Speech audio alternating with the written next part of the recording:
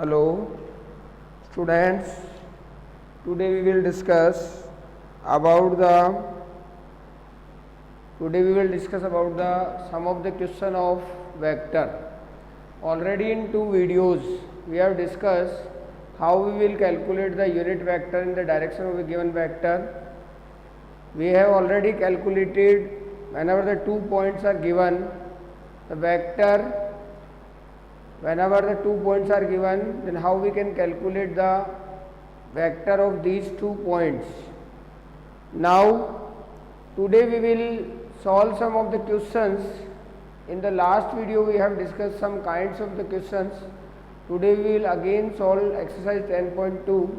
Such of the questions in your book NCERT that is mentioned, we will take some questions. Now the question 1 is there. Find out the magnitude.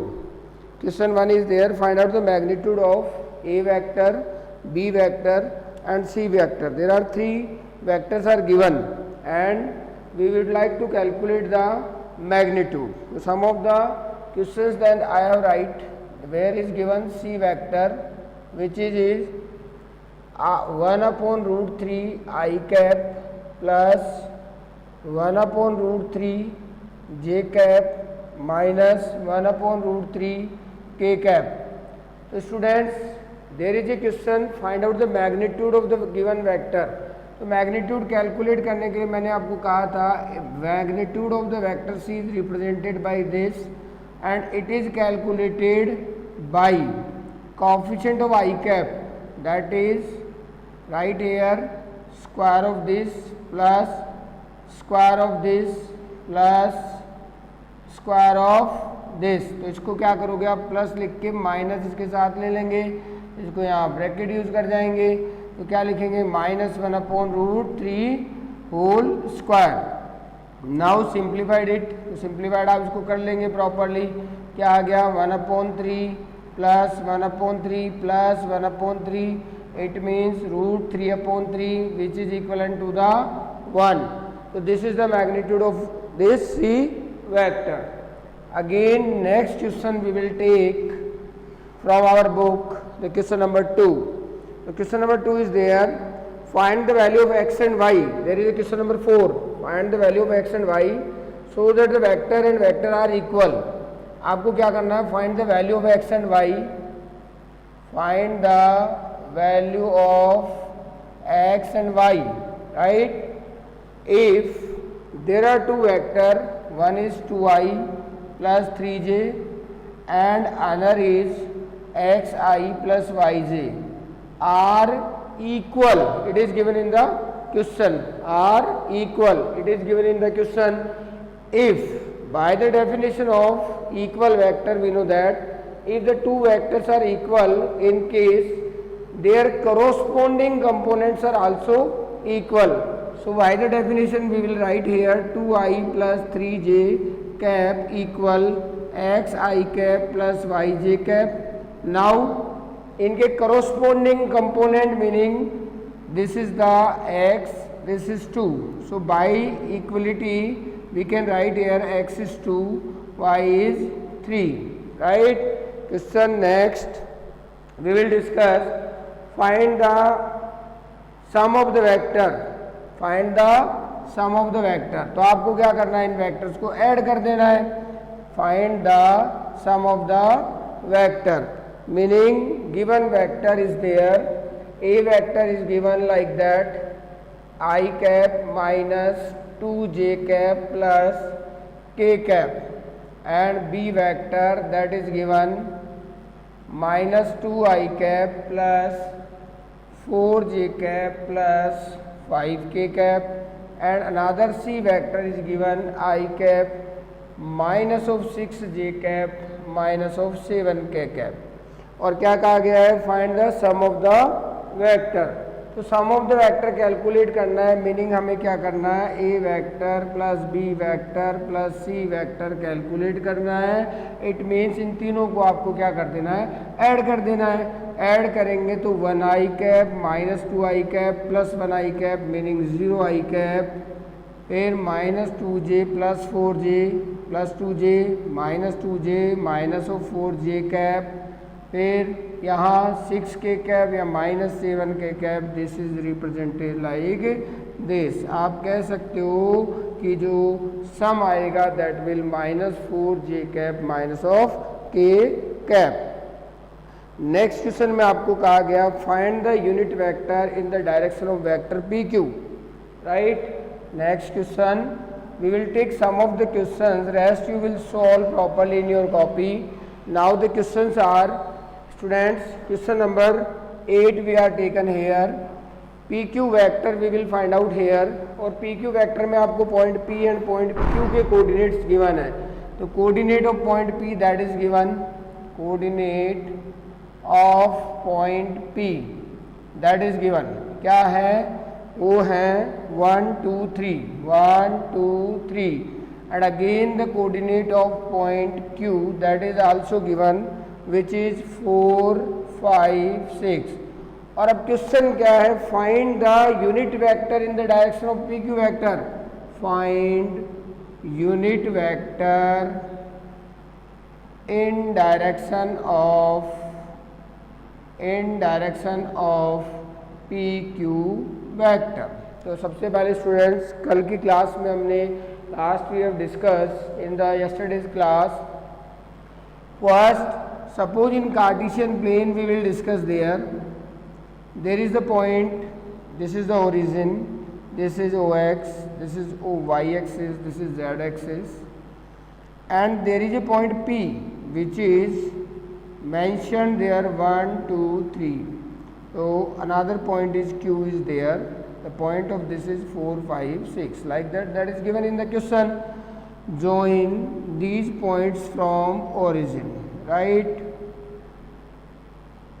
or again join this the point PQ vector, right hand, और इसकी direction opposite में। तो अब आप सबसे पहले OP vector को describe करें, तो OP वेक्टर क्या आएगा, I cap plus 1I cap और I cap both of them are same, 2J cap plus 3K cap. OQ vector की बात हम करें that is 4I cap plus 5J cap plus 6K cap, right guys. Now PQ vector by the triangle of vector addition already we have discussed, that is OQ vector minus of OP vector. Now it will be, इसको calculate कर लें subtract करके, कितना आएगा, 4I cap minus I cap meaning 3I cap, 5J cap minus 2J cap meaning plus का 3J cap, 6K cap minus 3K cap तो plus का 3K cap, right. This is the PQ vector. अब question क्या है, find unit vector in direction of PQ vector. तो मैंने अपनी last class में आपको कहा था, whenever the question is that the unit vector in the direction of a given vector that is defined by unit, that is defined by vector divided by its magnitude। तो vector तो आपने calculate कर लिया, अब इसका magnitude और calculate कर लें आप। तो मैग्नीट्यूड क्या आएगा, जैसा कि आपको बताया हुआ है, square of 3 square of 3 square of 3 which is equal to the 9 plus 9 plus 9 which is equal to the √27। Everybody is clear. Now अब क्वेश्चन का आंसर दे दें, दिस इज द क्वेश्चन। तो क्या आएगा, PQ cap equivalent PQ vector over magnitude of PQ vector. तो PQ vector already आपने calculate कर लिया, 3I plus 3J plus 3K, यहाँ लिख देंगे आप। तो ये यूनिट वेक्टर क्या आ गया अब आपका, यहाँ हम इसको कैलकुलेट कर देते हैं। फाइनली अपने पास PQ वेक्टर है जो हमें चाहिए और उसका मैग्नीट्यूड जो हमें चाहिए। अब हम इस PQ वेक्टर में रख के इसको सॉल्व कर देते हैं। √27 अपने पास ये आ गया, ये PQ वेक्टर आपके पास है ही, दोनों चीज़ों को हम यहाँ लिख लेते हैं। This is the PQ vector और magnitude of PQ vector that is equal to the √27।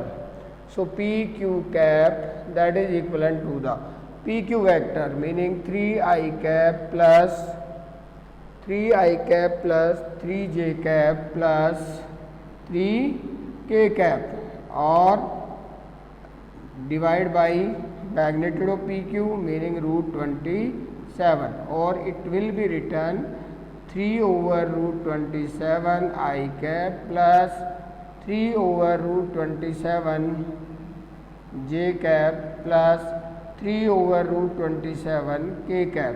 Now again it can be expressed, this is the 3 square into root 3, right? उसका आउटसाइड लिख लेते हो तो 3 upon 3 root 3 we can write here exactly.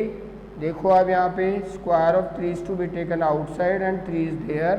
I cap plus 3 over 3 root 3 j cap plus 3 over 3 root 3 k cap. Now from there 3 we can cancel and again we can write like that. क्या लिख सकते हैं? P Q cap equal 1 upon root 3 I cap plus 1 upon root 3 j cap plus 1 upon root 3 k cap. That is the unit vector in direction of PQ vector. Again some of the questions are there. Already in video I have discussed, so try to solve at your home properly. एक question मैं ले रहा हूँ 14 number का, जो भी अभी आपको वहाँ प्रॉब्लम आ सकती है. So try to understood this question number 14. Question number 14 क्या है? Show that the vector I cap plus J cap plus K cap is equally inclined, is equally inclined to OX, OY axis, OX, OY, OZ. ये show करना हमें. Show that this vector is equally inclined to the axis. तो students, आपको मैंने direction cosine के बारे में last हमने डिस्कस किया था और अब हम इस क्वेश्चन को सॉल्व कर रहे हैं, तो वापस एक बार डायरेक्शन कोसाइंस की बात कर लेते हैं. मैंने कहा था कि कोई पॉइंट P है whose coordinates are x y z. तो हमने क्या किया था? इस O को P से ज्वाइन कर दिया था और कहा था कि OP vector which is represented by R vector, और हमने कहा था कि this OP vector is represented the position vector of point P with respect to O and which is denoted by R vector. ये हमने लास्ट वीडियो में कहा था. तो अभी हम कह रहे हैं कि ये वेक्टर जिसका पोजीशन वेक्टर R वेक्टर है, whenever the coordinate of P is x y z, now this OP vector के अगर आपसे कहे जाते डायरेक्शन रेशियो क्या होंगे, तो direction ratio of OP vector that is direction ratios of OP vector that is x, y, z. और आपसे कहा जाता है direction cosines of OP vector, तो आपने क्या किया था? x over magnitude of r meaning r का वेक्टर, r वेक्टर कौन था? r वेक्टर है एक्स आई प्लस वाई जे प्लस जेड के. इसका मैग्नीट्यूड का डिवीजन आप यहाँ लगा देंगे तो होगा डायरेक्शन कोसाइन. ऐसे ही y में लगाएंगे, then it will return this, again this will return like this. These are the direction cosine of OP vector. तो स्टूडेंट्स, हमने डायरेक्शन कोसाइन को डिफाइन किया था, तो उससे पहले एक बात कही थी कि this OP vector makes an angle, this OP vector makes an angle with positive axis which is known as, इस एक्स के पॉजिटिव के साथ एंगल बनाया अल्फा, y के पॉजिटिव के साथ बीटा और z के पॉजिटिव के साथ gamma. These angles to be form by the OP vector and these angle alpha, beta and gamma, alpha, beta and gamma, these are known as directed angle. क्या कहते हैं इनको? Directed angles. और इन directed angle के cos अगर आप ले लेते हो then it is represented by cos alpha, cos beta and cos gamma. They are denoted by L, M, N and which is represented direction cosine of a given vector, right? तो हमारे पास में cos alpha, cos beta, cos gamma ये calculate हो जाते हैं. अब हमने कहा था कि cos अल्फा क्या होगा, तो हमने कहा था x upon magnitude of r. क्यों कहा था, तो आपको प्रॉपरली समझ लेना है. हमने अगर cos थीटा को आप लोग समझते हो तो हमें पता है बेस अपॉन हाइपोटेनस होता है, राइट है, क्लियर है सबको. तो ये जो ट्राइंगल बन रहा था this is the OP, right, और आपने एक ये ज्वाइनिंग कर दी, ये 90 फॉर्मेट हो गया, ये आपका एक्स एक्सिस जो भी आपने नाम दिया अल्फा फॉर्मेट हो गया, राइट है. तो कॉस अल्फा क्या होता है और ये क्या है आपके पास आर वेक्टर, ये क्या है एक्स है.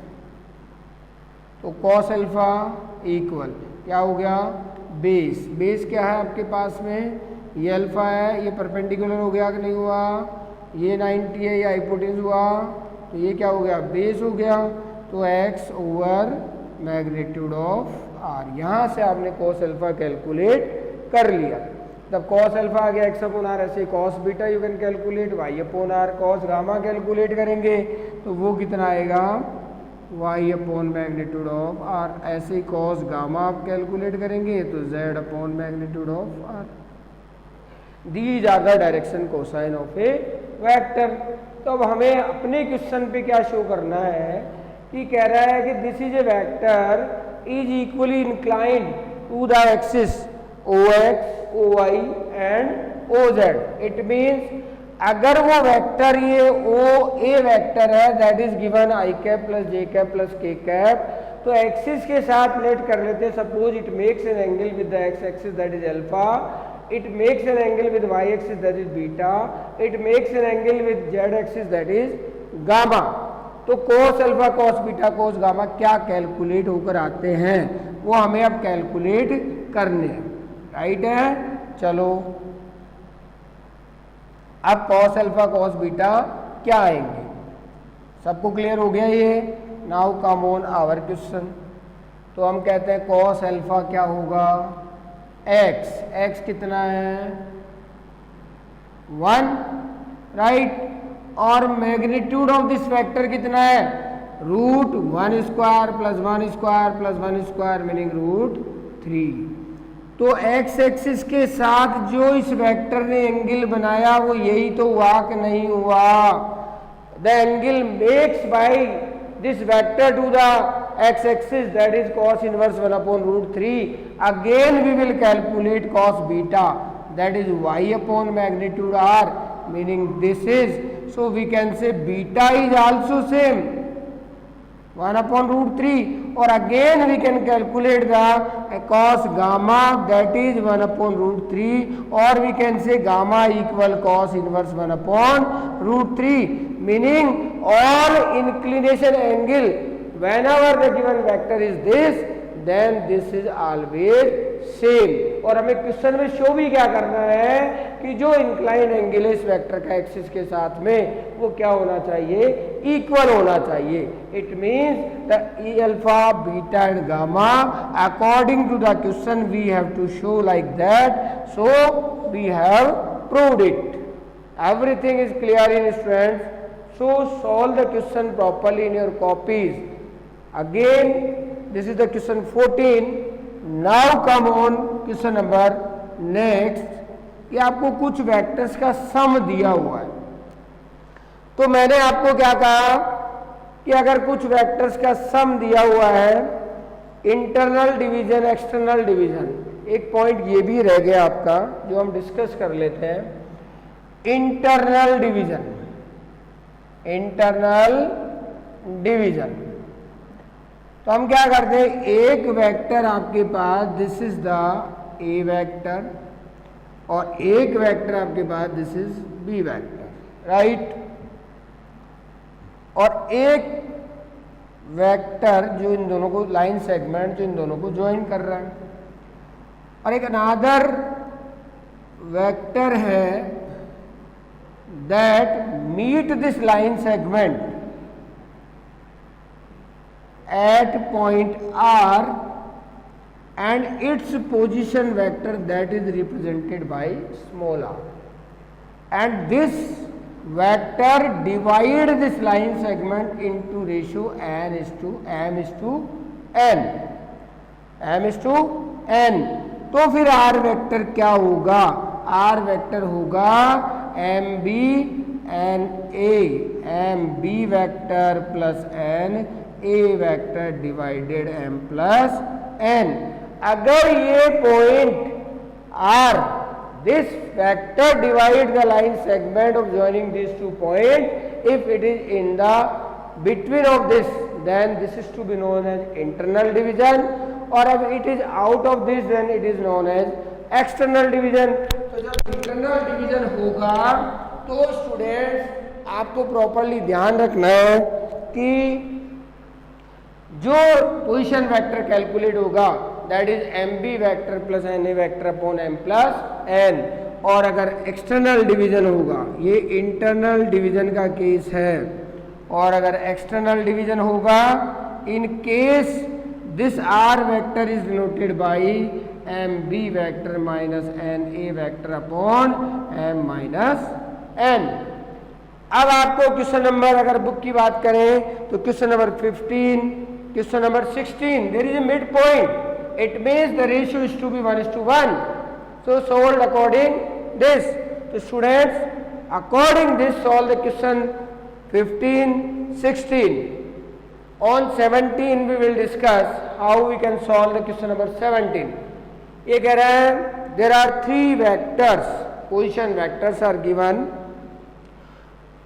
respectively form the vertex of right angle triangle. Show करो आप कि आपको जो 3 वेक्टर्स, जो पोजीशन वेक्टर दिए हुए हैं, इनसे बने ट्राइंगल के वर्टेक्स, इन वर्टेक्सों से बना ट्राइंगल कौन सा है? और राइट एंगल ट्राइंगल. तो स्टूडेंट्स आपको क्या करना है? सबसे पहले एक कार्टेशियन प्लेन में आप रिप्रेजेंट करें X Y Z. First point आपने यहाँ लिया, सेकंड पॉइंट आप यहाँ ले लें, थर्ड पॉइंट आप यहाँ ले लें, राइट है. तो पहले वाला पॉइंट जिसके कोऑर्डिनेट आपको दिए हुए हैं ए वेक्टर, जिसका पोजीशन वेक्टर आपको दिया हुआ है, that is the O A, which is given a vector and it is denoted by 3i minus 4j minus of 4k, that is given, right.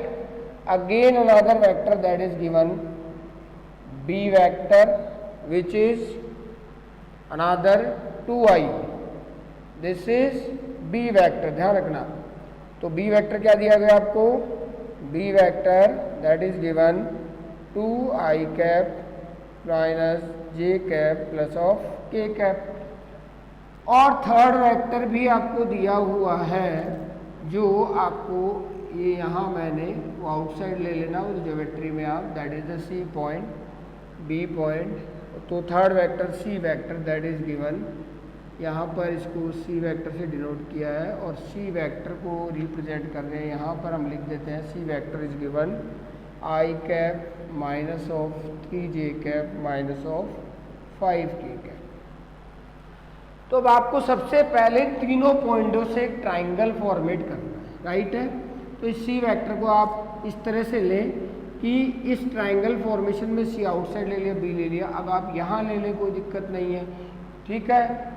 आप सी को क्या करें? स्मॉल कर दें, यहाँ ले लें सी को, ए को लार्जर कर दें थोड़ा सा, उससे क्या ट्राइंगल फॉर्मेशन में आपको दिक्कत नहीं आएगी.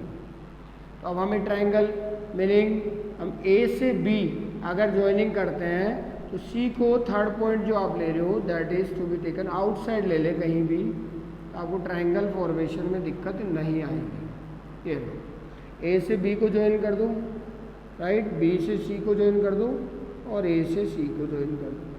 This is the triangle A B C. Triangle A B C हमें शो करना है कि ये जो ट्राइंगल के वर्टिक्सेस हैं वो राइट एंगल ट्राइंगल के वर्टिक्सेस है. तो इसके लिए हमें क्या करना है, इस ट्राइंगल की लेंथ मीनिंग साइड्स को कैलकुलेट करना है, ए बी बी सी और ए सी, ए बी बी सी और सी ओ को कैलकुलेट करना है आपको। तो by triangle of vector addition से आप जानते हो कि हम इस साइड को कैलकुलेट करेंगे अगर ए बी वैक्टर को, तो वो होगी O B vector minus of O A vector, जो आप कैलकुलेट कर ले। ऐसे बी सी वैक्टर को कैलकुलेट करेंगे O C vector minus of O B vector से। ऐसे ही आप सी ए वैक्टर को कैलकुलेट करेंगे O A vector minus of O C vector. ये तीनों वेक्टर आपके पास कैलकुलेट हो जाएंगे। ओ बी की जगह आप बी को प्लेस कर देंगे, बी वेक्टर ये दिया हुआ आपको, उस ओ ए की जगह ए वेक्टर को सब्स्टिट्यूट करेंगे, सॉल्व कर लेंगे, ये डिफरेंस आपके पास आ जाएगा। जब ये डिफरेंस आपके पास आ जाएगा तो दीज आर द वेक्टर्स, हम क्या करेंगे, इनकी मैग्नीट्यूड कैलकुलेट कर लेंगे। राइट है, कर सकते हैं हम मैग्नीट्यूड कैलकुलेट। अब जब हमारे पास वेक्टर आ जाएगा, ऐसे ही सी ए वेक्टर का मैग्नीट्यूड आप कैलकुलेट कर लेंगे। अब मैग्नीट्यूड आने के बाद हम जानते हैं कि अगर ये वर्टेक्स राइट एंगल ट्राइंगल के वर्टेक्स होंगे तो पाइथागोरस थ्योरम अप्लाई होगी। राइट, और पाइथागोरस थ्योरम अगर अप्लाई होती है तो that theorem state that square of any two sides, sum of the square of any two sides that is equivalent to the square of third side, so which is applied here and check is it exist, then we will write there these are the vertices of a right angle triangle. Understood all? So students, again I will hope that you will prepare properly to contents and then try to solve 10.2 in your SW copy. Proper maintain the work by this systematically. Next question, there are two theoretical questions. Properly understood the definition first, thereafter solve these two questions. Again I will say first complete this task, thereafter on next video we will go through with the next task, that is the product of two vector, that will be maybe scalar, maybe vector. So we will continue this. So students, read it carefully, solve in your SW copy. Whenever we will demand, you will submit this copy to the school. Thank you very much.